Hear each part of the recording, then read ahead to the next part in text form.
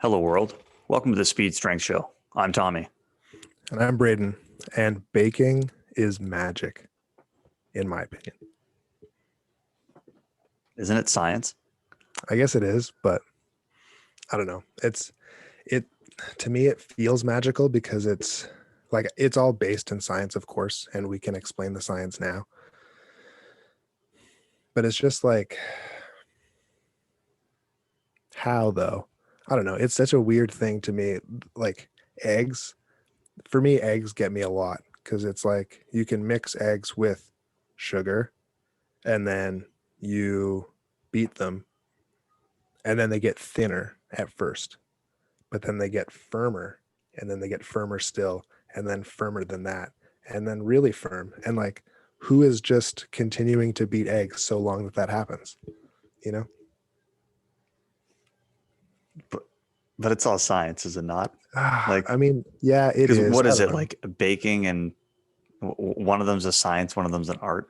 Oh yeah, cooking's an art, baking's a science. Yeah, I know. Like Yeah, I because know baking that. is based on like if you mess up the ratios of things, then it changes the outcome because it's kind of like a chemistry experiment in the It kitchen. is. Yeah. But where cooking is, I add a little salt, I add a little less, I put a little bit of this, and that's where I feel like that's where you see people, and you would know better because you watch some of these cooking shows or baking, Yeah, you can whatever. experiment with that stuff. Like that's where you see people, putting the spoon in the soup and like seasoning by taste and things like that, where Hmm. there's no set amount of ingredient that's going in. It's based on your intuition and your feel.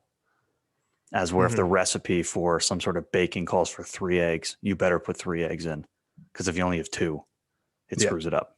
well, I mean, yeah, that's right. If you start it and if you screwed up in the beginning, you won't know until it's finished, and by then it's too late. Where that's not the case with cooking most of the time. So, I mean, I know that it's science. I know that it's chemistry. I know all of, but it's just to me, it's like it's just crazy. I don't know. It's more like an emotional opinion than a logical opinion, I guess. I don't know. It's weird because it's just like stuff like that. Like, how did we ever discover that happens? It's just somebody just kept trying for no reason. I don't know. It's weird. Oh, I mean, And the notion of discovering anything is wild. Like yeah, how and long like somebody had to sit around doing something to figure out whatever it is. Like, I get what you're saying in that standpoint. yeah, like I mean, yeah, I guess you could say the same thing about like when hmm, like I guess we would have discovered fire theoretically through a lightning strike, but I then wasn't there, whoever so I don't know.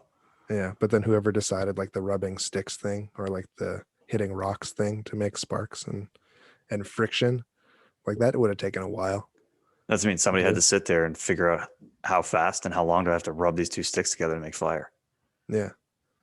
And you just And you just got to keep going. Like it seems like you're failing until you succeed. and they wouldn't have known what the outcome was going to be. Like I can go out into Exactly. my backyard right now, start rubbing two sticks together, and I know that eventually I can start a fire. Yeah. But the first person who did it didn't know what the end result was going to be. So you're like, well, Yeah. do I keep going? Do I spend 5 more minutes? Do I stop? Do I have to spend 10 more minutes? Like, you don't know. Well, exactly. And it's like that's to me like the first person who would have beaten eggs together is like, okay, this is kind of strange. Now it's changing. Maybe should I keep going or did I ruin them or should I just and they keep changing. Should I keep going and keep going? It's very strange to me. But even still, like at this point, I know that if I keep beating the eggs, they will firm up probably, but I don't know if I'm capable of beating them fast enough to make that happen. So even now, when I know that that's the result, I'm doubting my ability to make that happen.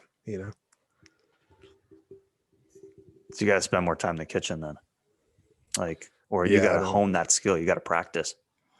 I mean that's probably right. I don't know if I have the speed in my like elbow, wrist, shoulder rotation to What is or it? the The endurance. dexterity or the coordination to, Yeah, that's not a practice skill, and I definitely don't have the high speed movement control and the endurance to maintain that.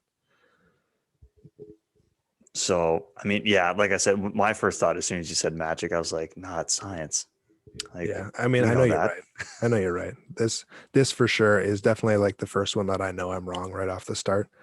But like I said, it's just an emotional opinion, because like eggs is one thing, and then the other thing is butter, where sometimes you want it to be soft, and sometimes you want it to be melted, and sometimes you want it to be cold, and it's just like, why does it matter? Like I know that it does, but it's just because I don't understand it. I guess that's what it always is. If you don't understand it, it's magic, and if you do understand it, it's science. You know, Yeah, or yeah, I get what you're saying, because there is this element of like it seemingly transforms, it which does. Yeah. oftentimes in magic you have like this transformation, or this like it's here, it disappears, Hmm. or it's this thing and now it's transformed into something else. So you have this, I don't want to say magical because that's using the word in the definition, but it's this like unexplainable outcome Hmm. or happening. Hmm. And some elements of like baking or chemistry, or like I think back to high school chemistry when you like mix stuff together and you're like, how did it just instantly turn purple? Like Yeah. this, you know, it's whatever like reactions happening, but The teacher to told you the, how. yeah, but to the naked eye, it's just like, yo, I put this thing in and it turned Hmm. purple. Like it was Yeah. unexplainable. And I still even think, like, in those situations, I don't know how you felt. It's been a while, obviously. I feel like I still had an element of disbelief. Like, I remember using the litmus paper, I think is Yeah. what it was called. And Yeah. like, if you put it in the thing, it changes color, and it's like, it's not going to change color. That doesn't make sense. And then it happens, and it's like, oh my God, it did. I knew you Like said how it was did, going to, but how did it do that? yeah. So I do get what you're saying. There's an element of that. Like there's this transformation that seems unexplainable, Hmm. that this food or these ingredients magically, as you described, Yeah. turn into this other thing. Hmm. But yeah, so I guess I was a bit of a buzzkill there No, it's at the good. start. And you're like, It it's makes science, sense. it's magic. I'm like, no, it's science. Yeah. Okay, You need moving on. And that's the end you, of it. yeah, no, it's good. You need to balance me out sometimes, for sure. But yeah, it messes with my mind so much. I spend probably too much time thinking about it for someone who doesn't bake really at all. So it's interesting. But I was curious, your thoughts. I guess I'm not surprised that was your answer, but I was curious your thoughts in general, because I know there was a time in which you were making a lot of pizzas. I don't know if you still do that. I Um, do. okay, I like to make homemade pizzas. yeah. Do you do any other baking, or is that pretty much it? Uh, I'm gonna say no because I don't know. I don't like. I'll make homemade like tortillas out of like corn mesa, but Oh, I don't that's really just think pan that's, fried, right? yeah. So you mix like you get the, it's like the corn mesa flour, Yeah, and then you mix in like water and a little bit of lime, and then it makes like a dough, yeah, and then you just stamp it out and pan fry them, and you have these like homemade tortillas basically, but it's like one ingredient, so I feel like that doesn't count.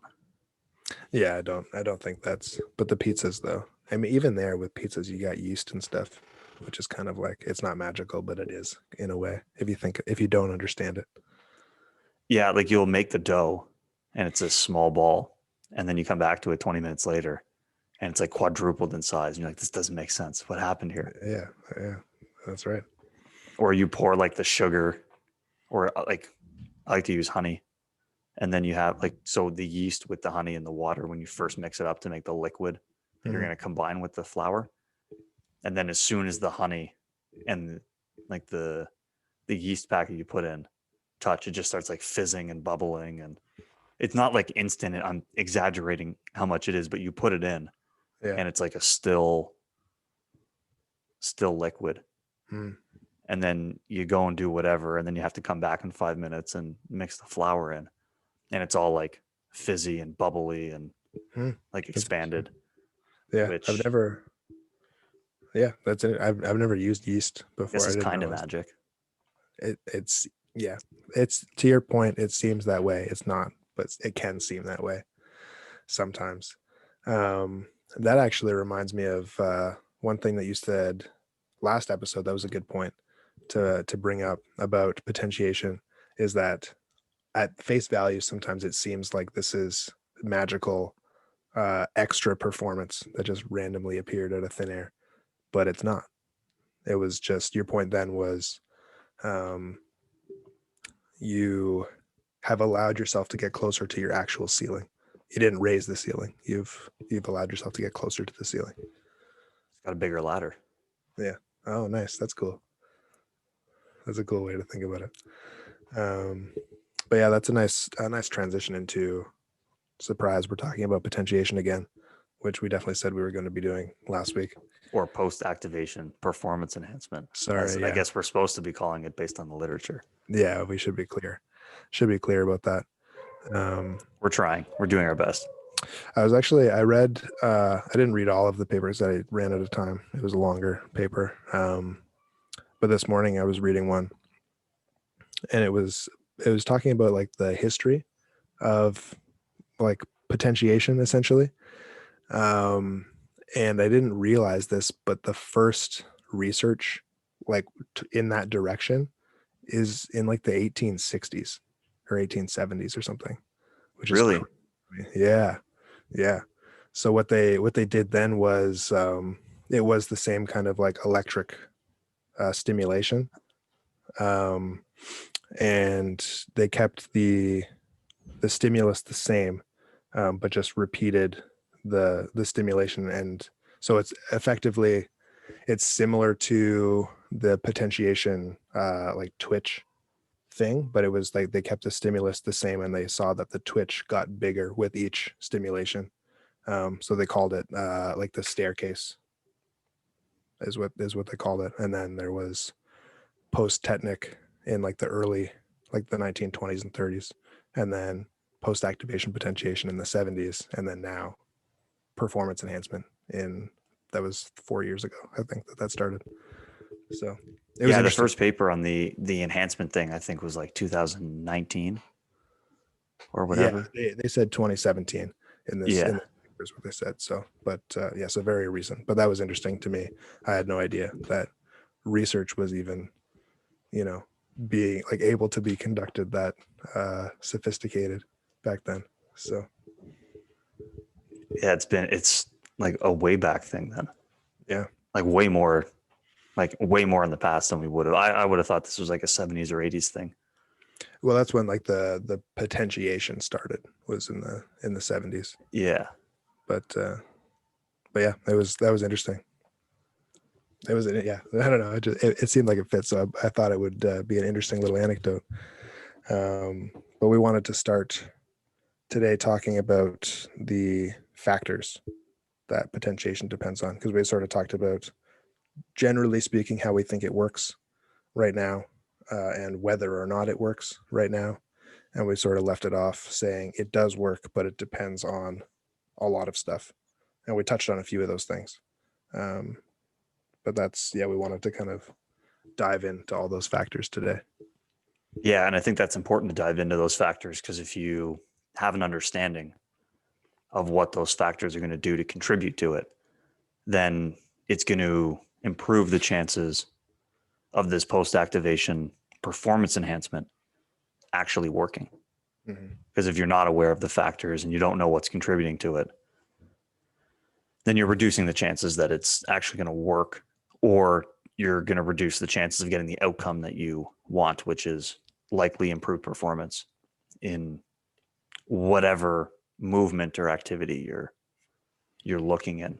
So, I mean, I don't know what's at the top of your list, but the first thing that I had was you have to consider the training age. Yeah, I was gonna ask you what you felt the most important thing was, and like training age, training status, like individual characteristics like that are at the top of my list for sure as well. Yeah, and so I think the training age is one of the more important things, and it goes back to the point that you made in the last episode where you talked about the conditioning activity, or what you're doing to create this potentiation effect, creates a level of potentiation or supercharges the movement, let's say, but then also creates fatigue. Yep. And the way, at the end of the day, how potentiation or this performance enhancement goes about working is you have more potentiation than you do fatigue. Mm-hmm. And it favors in the balance of improving performance.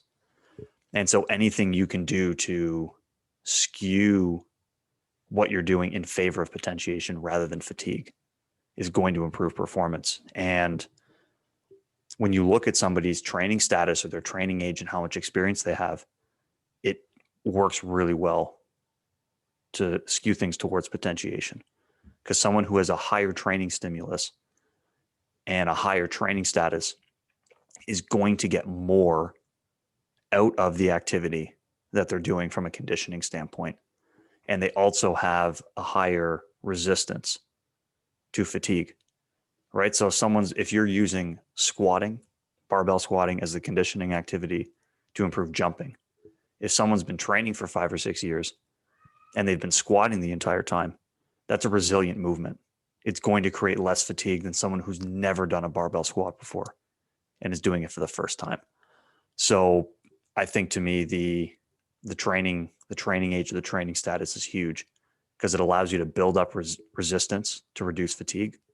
But then it also gives you the training experience to know what intensity you need to be at. And if you're actually at that intensity, because you've trained long enough, you've tested, you know where you're at, that what is 90% is truly 90%. And so I think training age is the most important because it allows you to best take advantage of that interplay between potentiation and fatigue. Yeah, absolutely. I 100% agree. That was something that I came across as well. And the first thing is, I think it seems like people that have trained longer, regardless of the reason for it, just respond better to this performance enhancement. But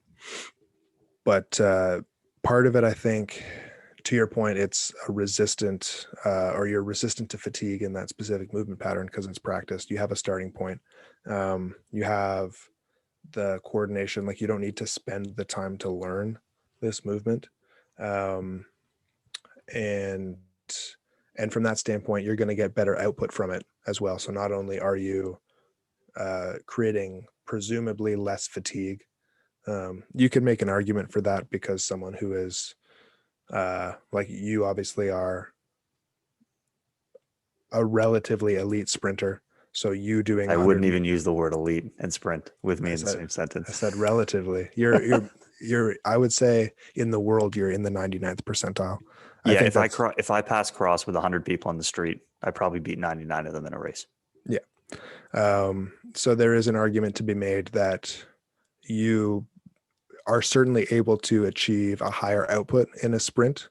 I don't know about now, but I would in my heyday, I would be able to achieve a higher output in squatting and deadlifting and that sort of thing.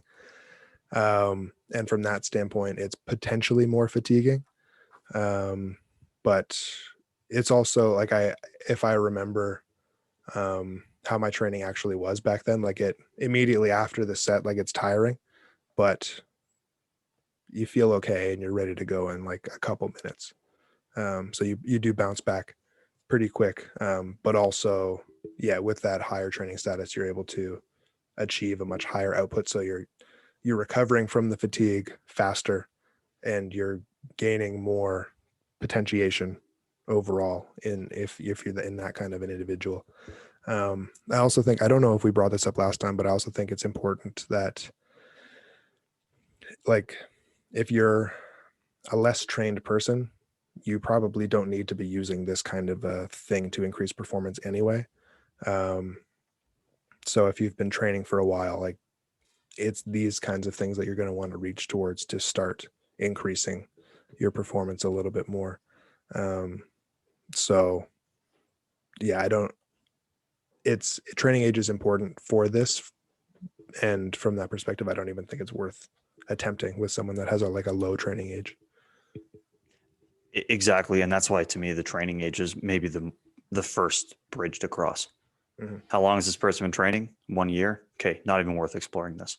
Yeah. Has this person been training for 5 years? Okay, now, like you said, maybe we need to throw something in to help them work through whatever performance level they're at. So that's to me why it was kind of the first bridge to cross, because there was the potential. You look at the training age, how experienced they are, how much time they spent training, and then decide, okay, it's not worth it because they've only been training for a year or two. There's other things we can do to make them better.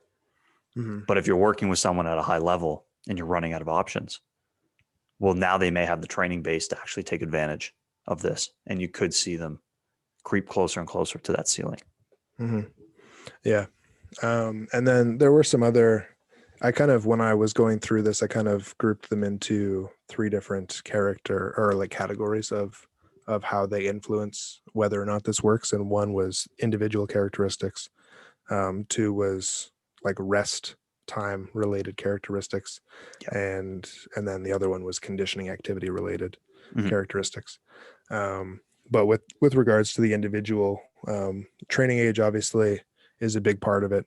The other ones that kept coming up on my end, and I'm curious to hear your perspective on this because we looked into it in a little bit of a different perspective, I think, was like muscle size, generally speaking, strength level, generally speaking, and then it started to get more specific into type 2 muscle fiber distribution. And then one thing that you actually sent me was the type 2 myosin heavy chain protein, was in that paper anyway, seemed to be like the most influential thing to whether or not they respond well or poorly to this stuff. But in a little bit of the research, like some of the stuff that I was looking at was dealing with like soccer players and sprinters and rugby players and hockey players and these sorts of things. And they're not necessarily like they're athletes, so they are strong, but they're not like they're not powerlifters, or they're not like football linemen kind of thing. And they're obviously still responding very well to this sort of stuff. So it's not just, it can't be just strength level, obviously. And I assumed that you looked into this more from a sprinting perspective. So I was curious as to what you found on those sorts of things. Yeah. So again, that seminar project I did was looking at high velocity stuff. So sprinting, jumping, maximal outputs like that. And that was actually the next thing I had on the list, factors wise, was the fiber type. And obviously we like, unless you do a muscle biopsy on somebody, you don't truly know what the fiber type distribution is within someone's muscle, because you have to go in there with the needle and pull it out and scan it and whatever. But based on the sport and based on their performance within the sport, you have an idea of somebody who is more skewed towards the speed power side and somebody who's skewed more towards endurance or capacity type sports. And the literature seems to be pretty clear that somebody with greater type 2 fiber distribution and who's in a speed power sport tend to benefit from this better. And it seems to be that the type 2 fibers are more sensitive to the effects of potentiation. So if you have somebody who's an explosive athlete in a speed power sport, who then, as we talked about before, is well trained, that's your prime candidate for somebody who's going to see improvement here. As where somebody, even if they're well trained, they might be in an endurance sport, they have a higher distribution of type 1 fibers that aren't as sensitive to this type of conditioning or this type of activity. And then so you won't see this big boost or jump in performance as a result from it. So, would you do probably fast twitch fiber, strong speed power athlete? Would you do it with a long distance road cyclist? Probably not. As an example, if you wanted to look at one end or the other in a sport. So that to me, yeah, as an individual factor, does someone have the training age? Yes or no? And now what sport are they in? If they're in cross country, triathlon, something like that, probably not worth exploring this. If they're in a explosive team sport or a speed power sport, now you might be able to start to look into this as a training tool. Yeah, absolutely. And even if you are looking more towards like the conditioning activities and the performance activities and stuff, like all of the research, or I obviously can't say all of the research, but all of the research I came across was talking about how, yeah, like an isometric applies to like the conditioning activities were like squats, isometrics, or plyos, basically, and how they apply to jumps various plyometric activities and sprints. And I don't know that a cross country runner or a long distance cyclist or a long distance swimmer or any of those more endurance based athletes care, how their 20-meter sprint is increased. Like that's not going to be a make or break thing on game day or in training, really. So, yeah, that's a good point. And do they have the output? Like you said, not only on the testing end, but on the other end. Like, do they have the output Well, that's a in good if you're point too. talking about maximal isometrics, plyometric activity, high output things? If you're not a speed power athlete, are you getting enough out of the conditioning activity to even improve? Maybe not. And so that could be another reason why Yeah, well, and it works better. Yeah, and that's a good point too, because it's, theoretically you're not going to get the same level of output. It's hard to say because potentially those conditioning activities are not something that they're used to. So maybe they would be more fatiguing, but also having such a high level endurance base or aerobic base, then theoretically you'd be able to recover from it a little bit quicker. But, for them, probably not going to work as well, and also probably not going to be worth your time, even if it is working. The myosin type 2 myosin heavy chain thing was interesting to me. With that paper, obviously, like I think that one was a review. So there was or maybe it wasn't. I can't remember. I think it was in a review. But that one was interesting because I don't know how statistics work that well, but they used various factors. I think like muscle, like cross-sectional area or muscle size in some way was one that they looked at, and type 2 fiber distribution or type 2 fiber cross-sectional area was another one. And then the myosin heavy chain was one, because those were all things that at this time are viewed as important factors.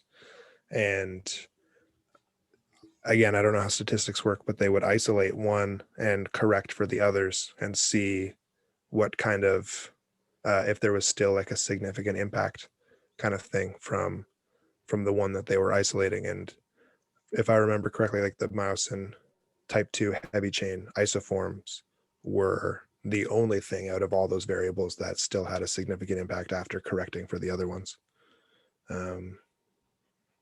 Yeah, I don't know how much that actually influences who you're going to be. Like you said, it's going to be very hard to tell without doing a muscle biopsy and different things if that's very present, or like what the optimal levels are to induce that kind of thing. But I thought it was interesting anyway, and maybe science in 10 years will have more answers for us in that regard. Yeah, I mean, at the very least, it aligns with the idea that somebody with more type 2 fibers is likely more sensitive to this type of work, and it's going to work better. So again, the best sort of extrapolation we can make is if they can perform well in a speed power sport, they probably have more of those fiber types. They probably have more of those myosin heavy chains as a result of the ability that they have in that sport. So as like a practitioner, that's probably your best guess that you have available to say, okay, this person is more predominantly type 2 than this other person. But Yeah, because like you said, you're not just going to start doing muscle biopsies on every athlete you have. It doesn't make sense. No, definitely not. And I did look into that very briefly. Like after I read that, I was curious, like, okay, what kind of things influence this and how can we maybe express this protein more, kind of thing. And the only thing I found was sprint training seems to have it become more prevalent, kind of a thing, increase the expression of that protein. So it makes sense that the more type 2 fibers and being a high performer in a speed power sport, all those things would correlate with this anyway. From that perspective, like obviously it was a very brief thing, and maybe we'll talk more about this in the next episode, but it made me think that maybe it might be good to do if you're including this kind of potentiation in your training, if you precede this training block with a speed sprint focused training block. That might be something that's going to augment your performance. Again, I don't know. That was just a thought that I had. But yeah, anyway, it was interesting. Yeah, no, that is an interesting point. And talking about the sprinting and the action and stuff like that kind of leads into the next point that you had kind of categorized, the individual characteristics, but then Yeah. there was also some of the conditioning activity. Yeah. Or what are you actually doing to potentiate? And to me, when you start looking at the contraction type, like how the muscle is acting, what activities are you actually picking, what movements are you doing, that starts to get pretty interesting There's a in lot terms of what works, what doesn't work, how many options you have on the table. Yeah. It's maybe the biggest, uh, characteristic to talk about. It's certain. Well, I mean, you have, I guess you have some control over the individual characteristics in that you can choose who you do this with.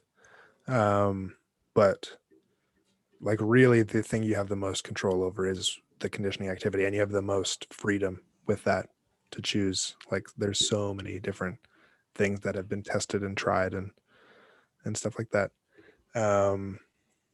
And it's changed because I think you mentioned initially when they were like when it was just post-activation potentiation and doing this sort of stuff in the lab, it was a lot of either like electrically induced like maximal contractions were the conditioning activity, or maximal voluntary isometrics whereas was the first thing. And you've like when you were doing your lit review for your seminar presentation, that was what you found a lot. And I think that was a lot of the earlier stuff, and then using squats and plyos and stuff is a more recent thing in research, correct? Yeah, like initially a lot of the research looked at the isometric contraction because they figured you can still get really high output.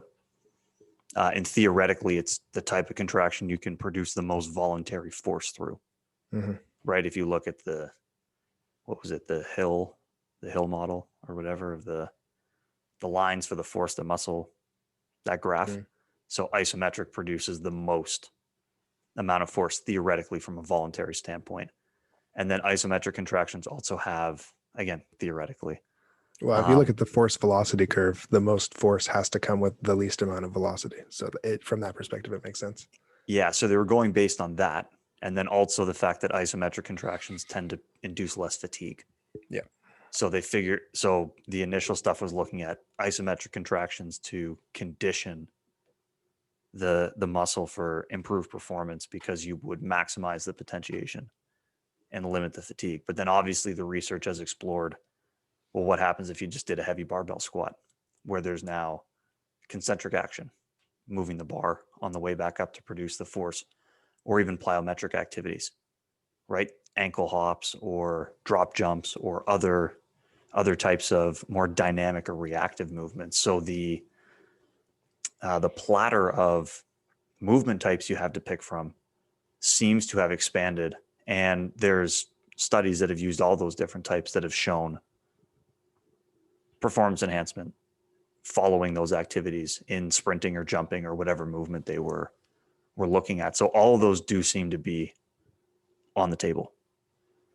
Yeah, it does seem like relatively anything works in some capacity, at least from what I read.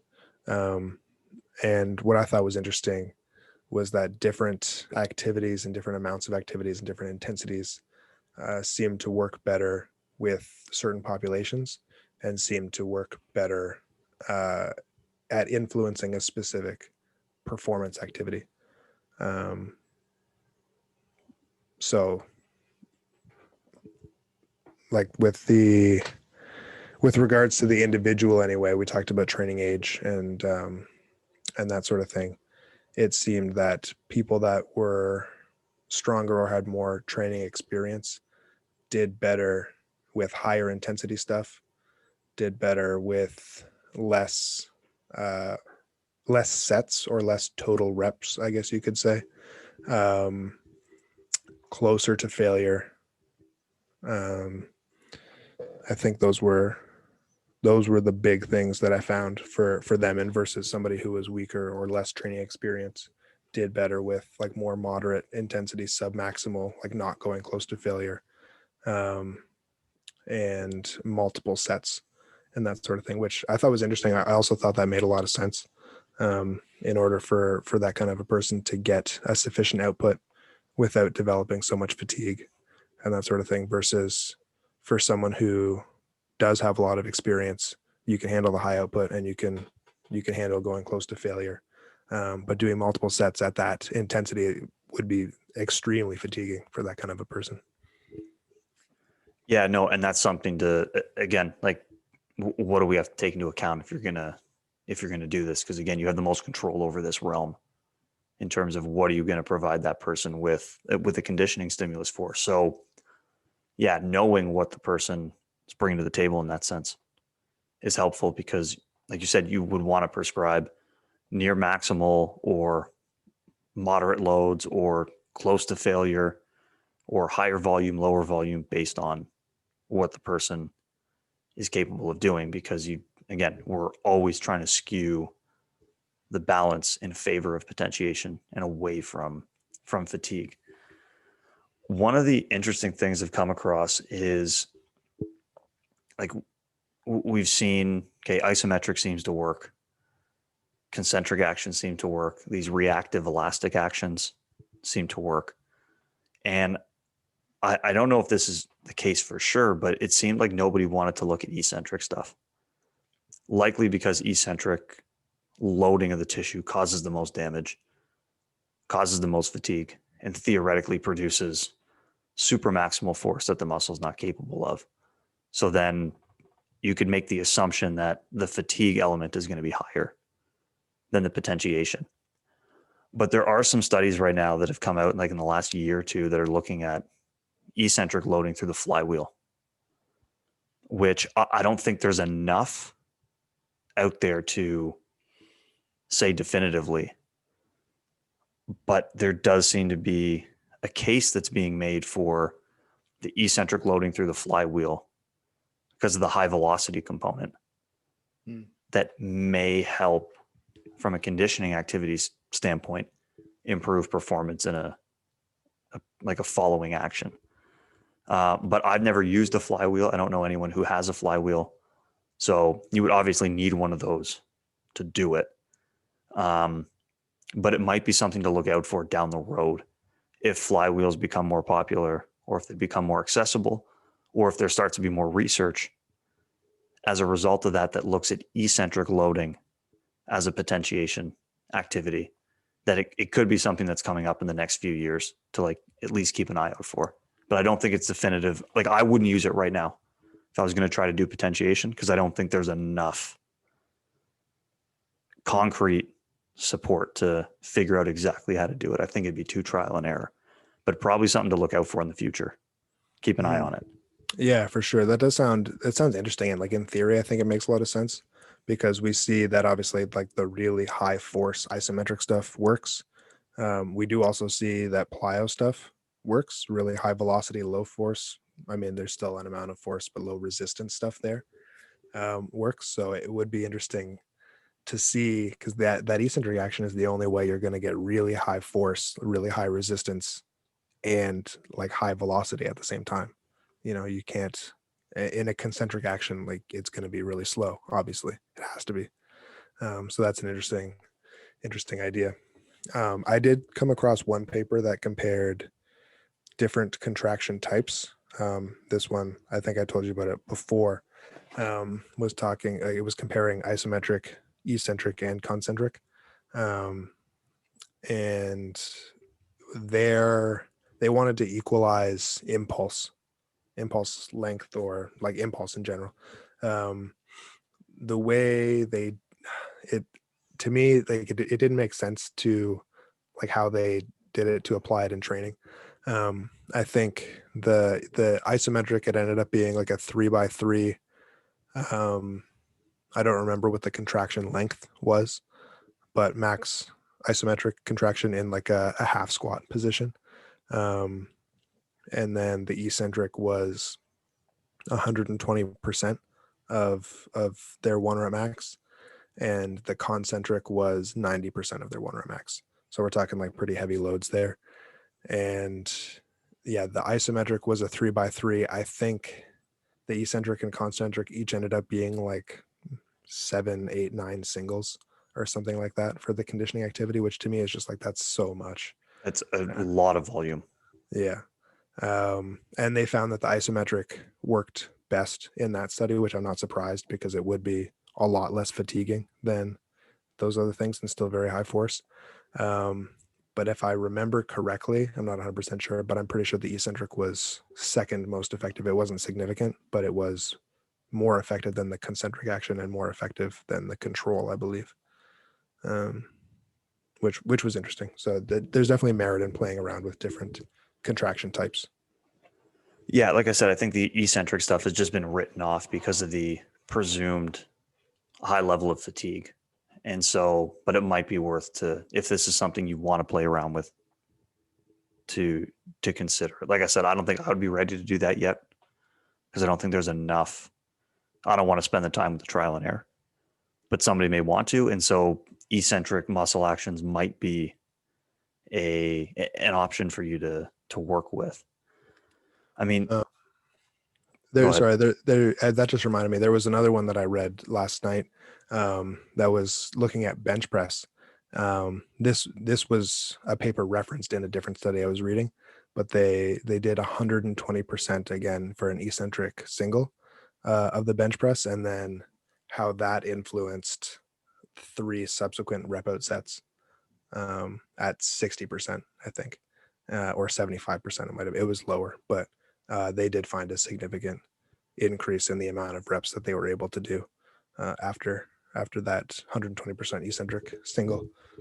So yeah, there's stuff there, and that's a bit of a different application for it as well, for like a multi-rep thing. I mean, it would still count as post-activation performance enhancement because you improved whatever performance of an activity that was following some sort of conditioning effect. Mm-hmm. So again, depending on what you were trying to improve, yeah, maybe it's a viable option. And so again, I just think it's not worth, like, don't write it off.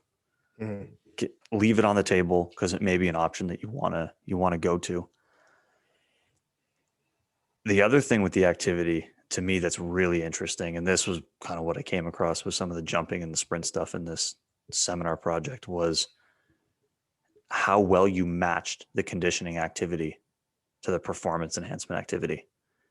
And there's some obvious things like, yeah, if you do a barbell squat and then try to improve vertical jump, okay, they look pretty similar. The muscles that are being used are the same, the action, the joint angles, all this type of stuff kind of match up. But there was some really interesting stuff that I found with some of the studies to look at sprinting. Because sprinting is kind of unique in the sense that as you start to pick up speed, as we've talked about before, you change position and you change the way that you apply force. So there were some studies, for example, that found improvements in sprint ability and other ones that didn't. But I speculate it has to do with how well they matched the activity to what they were measuring. Nice. That You're was nodding. also that was also some of the most exciting stuff that I found too. I didn't find a lot of it, but like some of the stuff that I read, it gave me some ideas like that. Yeah, and then I read like a weighted sprint paper last night too, which was really, really interesting too. Continue though. I'm excited to see what you found. Yeah. So I mean, if we go based on the premise that like the contact time is longest at the start. Yep. Your initial step, you spend the most time on the ground. You're producing the most amount of force. And then with every step, the window of time you have to apply force becomes smaller and smaller. And then eventually you're running upright. And it's a very reactive and elastic movement where you have very, very little time to apply the force. So there were studies that I looked at where they did something like a sled pull, like a heavy sled pull or heavy sled push, or a heavy squat or something like that, and then went into a sprint. And then the time they were measuring was like 40 meters. And they go, oh, it didn't improve the 40-meter time. And I'm like, okay, that kind of makes sense because you were doing a really heavy concentric focused activity where you have really long windows of period of time to apply force. And now you're going into a 40 or 50 meter sprint where you're upright and it's predicated on maximal velocity and how quickly you can apply the force. But then there were other studies that used similar protocols, but looked at a 10 meter time and saw an improvement. Well, obviously, because it's more strength based earlier on. And vice versa. There were studies that did drop jumps or something that's more reactive and said, oh, it didn't improve a 10 meter time. And it's like, yeah, but if you stretch that out to 30, 40, 50 meters, where the run starts to become a little bit more elastic and reactive, it would probably improve. And there were cases where the drop jumps would show to improve sprint performance at 40 or 50 meters. So what I took away from that is that, okay, you need to understand not only what you're doing from a conditioning activity standpoint, but do you actually understand, do you know what you're doing from like the performance enhancement activity? Do you know jumping well enough? Do you know sprinting well enough? Because you may do something like that and then go, oh, well, this doesn't work. But it may have just been a mismatch between the two activities you picked. And so again, like you said, we have a lot of options in terms of what we can pick. So making sure you align those two is ultimately going to have an impact as to whether or not this quote unquote works or not. Yeah. Yeah, absolutely. That's awesome. I'm so pumped that you said that, because I was thinking like the exact same sort of thing. That I was coming across some papers that were looking at well, the first one that I think mentioned that idea was, I think it was doing some sort of like a bounding as the conditioning activity and comparing that to sprinting. And I think it was a relatively short distance of sprint. And they mentioned how the direction that the force is applied, because the bound is going to be like your forward propulsion, which is going to be very similar to the acceleration phase of a sprint, or more similar anyway than compared to upright running. So I thought that was interesting. And then looking at, you mentioned the drop jumps. I found one paper that drop jumps had a positive impact on a 50 meter sprint performance. And it's like, okay, that's reactive and it's more of a vertical force production standpoint. But yeah, the squats didn't really impact the longer distance sprints, but they did impact the shorter distance sprints. And yeah, this weighted sled paper that I read last night was comparing.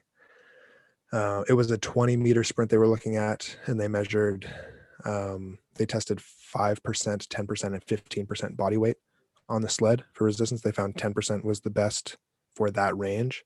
But that paper was also talking about how for a 5 meter sprint or a 10 meter, I think it was a 5 meter sprint, they were talking about 30% of body weight is more optimal for that kind of a thing. Which again makes sense if you look at the changing window you have for force application. Well, exactly. And the same kind of thing. They also mentioned the muscle activation pattern, and that with heavier sled drags, pulls in as a conditioning activity, you're seeing, I think it was a decrease in calf and hamstring activation and an increase in quad activation, which I remember from I think the assessment episode early on when we were talking about 4 or 5. Yeah, I just remember there being a really strong correlation between like the bottom of a squat and the bottom of, or the start of your acceleration, where you need that forward knee angle and heavy quad activation and strength out of that position to be able to push. So I was like, okay, that makes so much sense that you're going to have strong push off of that in that position if you just did these heavy drags, and you're going to need much lighter drags to be able to influence like a longer distance sprint. And so I found that really, really interesting. And then that kind of connects the dots to why squats are going to impact the shorter distance sprints as well. Because it's going to be a similar, very heavy, intense knee dominant movement, getting into those deep positions. And then that also reminded me of a podcast with Cal Dietz, where he was talking about through quarantine, he was training with his son, and he saw his son after doing squats, like a lot of they were doing like German volume training, 10 by 10. Oh, Um, brutal. yeah, and then at some point, he had his son go and sprint, and he saw all of a sudden this quad dominant sprinting pattern in his son, which wasn't there before. I don't really understand sprinting well enough to know what a quad dominant sprint looks like. Maybe you do. But It's kind of squatty and pushy, if and that that's makes kind of what sense. I would Like expect. yeah, that would be Like how I describe it. probably like maybe like you're short, like you're running shorter. Does that? Yeah, and there's not as much like spring and bounce off the ground in a tall position. Yeah. It looks much more forced. You're probably spending a little longer on the ground trying to Mm, apply more force, things like that. So mhm. it's more muscly. Which would be beneficial in a short distance sprint potentially, and if all you're doing is accelerating, it could be beneficial. And then he talked about how he had his son come back into the gym and do like some deadlifts or some glute ham raise. That's like posterior chain, and then that quad dominant pattern went away, which I thought was really really interesting. And how you can see like it's the exact same, like it is potentiation in a way. It's influencing the recruitment pattern of different muscles. But yeah, so to your point, it matters a lot how you're pairing these exercises and what is contributing to your performance in that exercise. Like if you're accelerating, then having a more muscly quad dominant sprint will help. But if you're doing a long distance upright running, that's going to be extremely detrimental. So you need to pair those exercises accordingly. Yeah. So again, it's just an interesting thing to kind of consider. What are the different phases of the sprint look like, and what are they predicated on, and what are the different phases of a jump? What do they look like, and what are they predicated on? Because if you don't align them, you're probably not going to get the outcome that you were looking for. Not because potentiation or post-activation performance enhancement doesn't work, but more so probably just because you weren't potentiating the ability that was actually being expressed later on. Mhm. Yeah. So again, just a good consideration to take into account, because it's going to help you maximize the output. Mhm. Um, I mean, the last part to touch on, I guess, is recovery. Yeah, the rest recovery was the other thing Yeah, that I had. I don't have a lot to touch on because, I mean, if you look at the research, it's all over the place. It is all over the place. And the only thing that's relatively consistent is that between 3 to 11 minutes seems to be the number, which again is a relatively big range between what you were doing from a conditioning activity to the performance activity. And there, like, I don't know how else you do it other than trial and error. I mean, I think that's what it needs to be. I found like a very similar, like 5 to 10 was pretty consistent, but Mhm. then some were as low as like 2 minutes, and some were as high as like 16 minutes. So yeah, huge ranges. But yeah, I think it needs to be trial and error. But there's some things that you can consider anyway. I feel like the Um, external factors are more so going to contribute. Like, I can't do potentiation stuff in a 1 hour lift if I'm taking 16 minutes break in between. exactly, like it's all these things have to balance. Yeah. um I think so if you have to choose the rest time based on the individual and based on the conditioning activity, and we have it on relatively good authority, I guess, that if the conditioning activity is something that this individual is used to, they'll probably be able to recover a little bit faster from it. um we know that if you're doing less volume, less intensity in the conditioning activity, you'll be able to recover a little bit faster from it. Generally speaking, plyos as a conditioning activity require less recovery time. Um, so there's things there. So if you're dealing with like time constraints, for example, you're going to need to choose something that you're probably good at, keep it with a pretty low volume so that you have a lower rest time. Um, and I mean, the intensity probably needs to be high if you're doing a low volume thing. So, but if it's just a plyo, that's not a big deal to, like, you can handle, a 2-minute recovery time if you're just doing like 2 or 3 reps of a plyo. That's fine. Yeah, and that's sort of the unfortunate part with this one. Like the other realms we talked about have like a relatively concrete, is it appropriate for the person based on their training age? Yes or no. Are you matching the two activities together well? Yes or no. This one sort of has the most like, hey, if you're between this time and this time, which, like I said, the number I've kind of found is 3 to 11, you found a 5 to 10. So if you're somewhere in that range, the only way to know if it actually works is to trial it. Oh, didn't Yeah. seem like 3 minutes was enough. Okay, we'll try 4 minutes. Yeah. And Oh, it's 7 minutes worked. Maybe we can be a little more efficient. Let's try 6 and see if we still get the same output. Like it. yeah. And it's tough too, because like it depends, like whatever number you find is going to be different for a different conditioning activity for a different amount of reps and stuff. So it's pretty, it is pretty variable. But I did come across one paper that mentioned a they compared various resting times, I think, to a self-imposed rest, so letting the participant choose their resting time, Oh, interesting. and that worked better um, than the other ones that they chose. And I think that one ended up being an average of like 6 minutes or so. Um, so I think that's a fine rule to start with. Like, you do your conditioning activity and then you see when you feel rested, and then you do your performance activity. And I mean, you could time the rest time, and then eventually you can come to like, it's in this range is generally where I'm going to be, and you can make it more consistent that way. But I think that's a good place to start. That's a anyway. great idea. I like that a lot. Mhm. And I think it kind of helps work through some of the ambiguity of like, well, do we start on the high end? Do we start on the low end? Just you can be there, you can time the rest, but you're telling the athlete or the person you're working with, okay, take whatever time you think you need. Mhm. And then if you're there timing it, you're going to get an idea of like, oh, okay, it's about 4 minutes they're taking. Okay. So moving forward, then that's what I'm going to prescribe to them to take as the break. And like you said, gives you a starting point so you can adjust as needed. But I really like that idea. I think that's a great way to.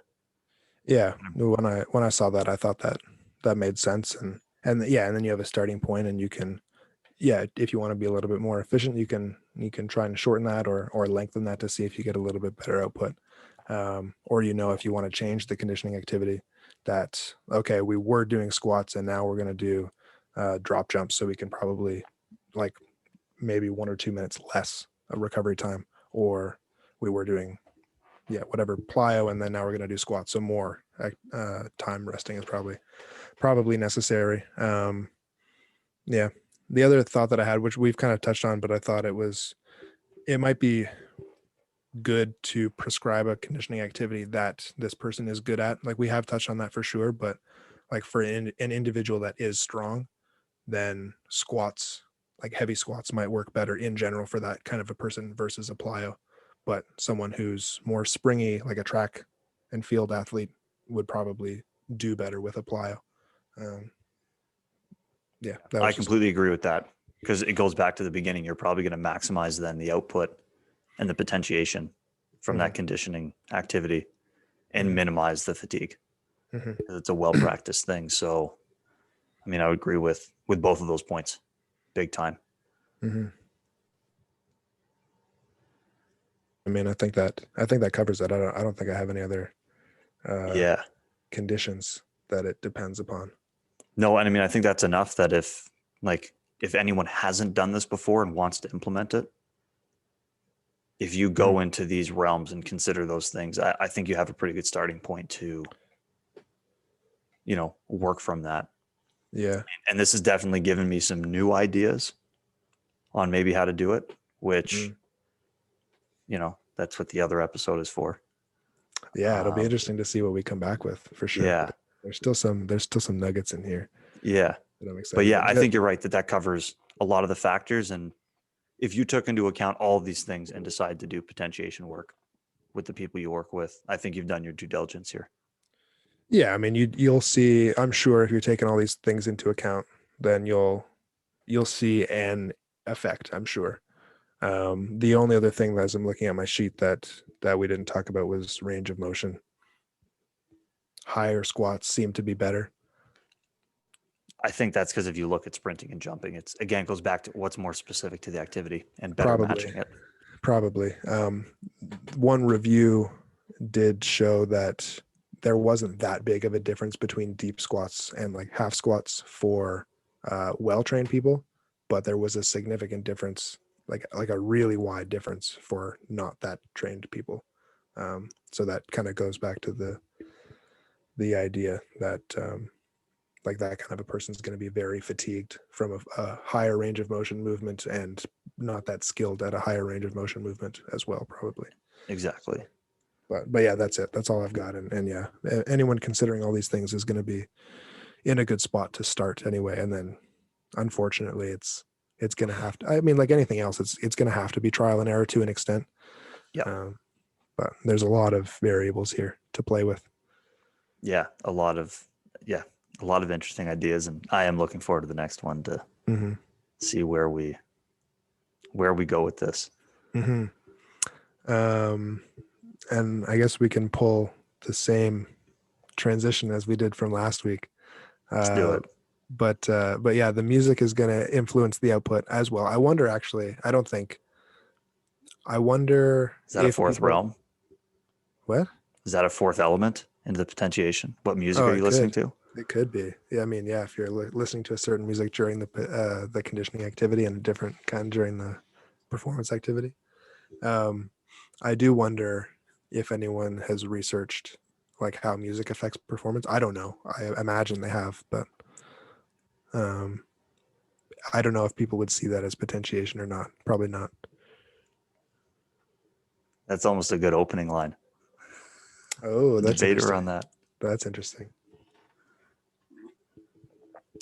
But yeah, what were you listening to this week in general? I was listening to some heavier stuff this week. I was listening to some of the punky stuff last week. Got a little bit heavier. Gojira. Oh, Gojira. It's the Japanese word for Godzilla. I don't exactly know how you pronounce it.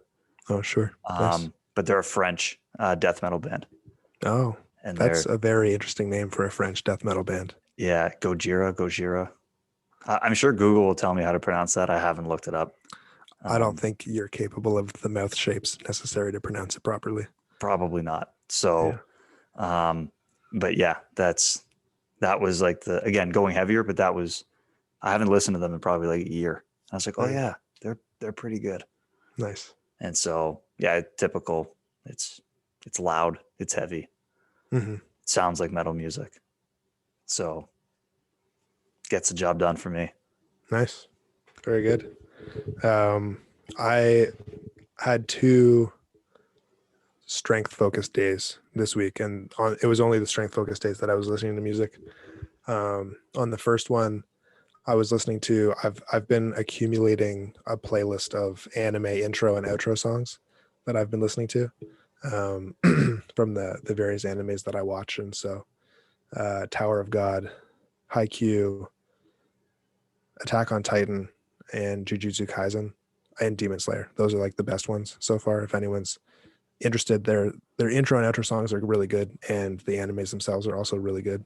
So if people like that stuff. And then this morning was the other day, and I was listening to Boston Manor per your recommendation, and I liked them. Oh, I liked yeah, that they're stuff. catchy, eh? It was cool. Yeah, I liked it. I liked it. It reminded me of a different man. I'm blanking on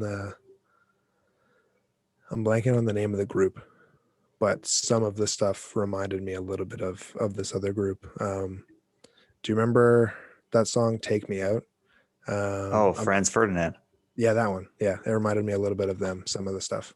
I don't know if you find that at all or not really. I was gonna say, I hate to admit it, like I'm not a fan of Blink-182 at all. I don't. I don't know. They don't do anything for me. But there's been songs I've listened to by Boston Manor where I'm like, man, they have a little bit of like a Blink-182 vibe. And this is almost like if Blink-182 was good, maybe this is what they would sound like.